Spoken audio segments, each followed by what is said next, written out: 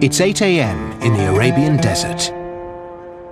Temperatures here can reach 50 degrees Celsius, hot enough to fry an egg on your car bonnet. The perfect place for a ski slope. To keep it icy cool in the desert heat, they need to run one of the most sophisticated refrigeration systems ever built. So, how do they do it? This is Ski Dubai, the largest and most improbable indoor ski resort ever built. 5 runs, up to 400 meters long, with a drop the height of a 20-story building. 6,000 tons of pure, clean white snow. Welcome to the world's biggest fridge. In a country where the average annual snowfall is 0, there's no point crossing your fingers and hoping for winter weather. So every night they make their own, with some amazing engineering and very clever chemistry. Let's start with the snow guns mounted on the roof. The 27 guns spray a fine mist of water into the air. Then pepper it with tiny particles of ice so small they're invisible to the naked eye.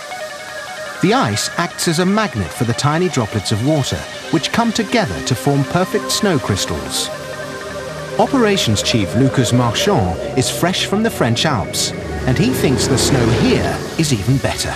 Outdoor, the elements keeps on changing, the humidity, the temperature, the wind. Here we control all of that, so we can do such good snow. The ingenious system is capable of laying down 30 tons of fresh powder every night. On a mountain ski resort, wind and gravity ensure an even spread of the white stuff. Indoors, they have to lend nature a helping hand.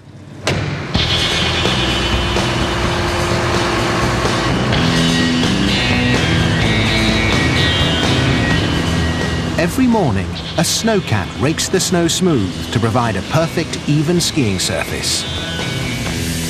Then, the slopes are open for business.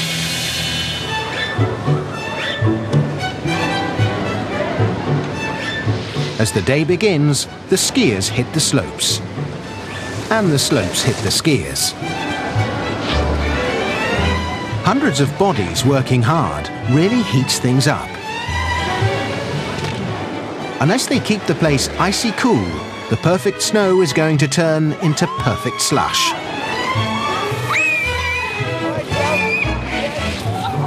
The ski slopes are kept cool just the same way as the inside of your fridge.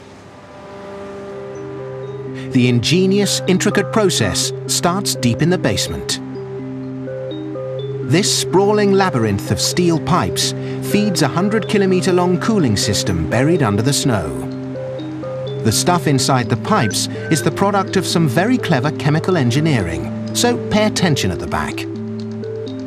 Highly toxic ammonia gas is cooled to minus 34 degrees Celsius, at which point it becomes a liquid. The liquid ammonia is pumped to a heat exchanger, where it brings a solution of ethylene glycol down to around minus 20 degrees Celsius. The glycol is then pumped through pipes which were laid beneath the floor of the slope when the structure was being built. As the snow gets colder, the glycol warms up to about minus 16 degrees. Next, it's pumped to the roof, where the air is sucked through these giant icicle-covered blast coolers and chilled to minus 8 degrees. Finally, the glycol is sent to cool the water used in the snowmaking machines.